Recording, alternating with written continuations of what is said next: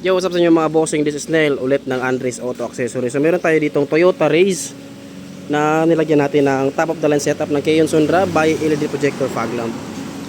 So 3 inches siya mga bossing, plug and play, no void, no warranty. Yung sakit to sakit na po yung ating wiring mga bossing. Tricolor po yan, 3 inch diameter with high beam feature plus laser. And then yung high beam nito mga boss, pwede natin isabay sa high beam ng headlight. Yan. Perfect to perfect po ang pagkaka-fit mga bossing, pasok na pasok po. So ito po ang ating output. Yan, warm white mga boss. Yan, so try natin yung ibang kulay mga bossing. So para mag-change color siya, ang gagawin lang ni bossing is off on yung fog lamp switch. Off on. Yan, naging blazing white, warm white, and then golden yellow. Yan, 3-in-1 na po siya. So wala ka nang hahanapin pang ibang kulay para sa inyong fog lamp.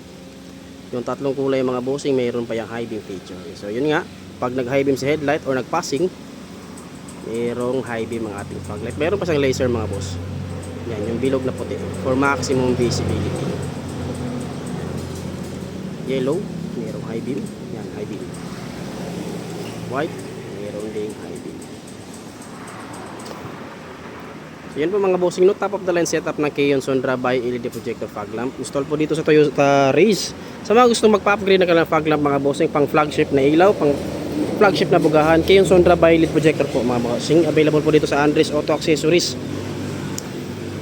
Kita-kits mo mga bossing. Peace.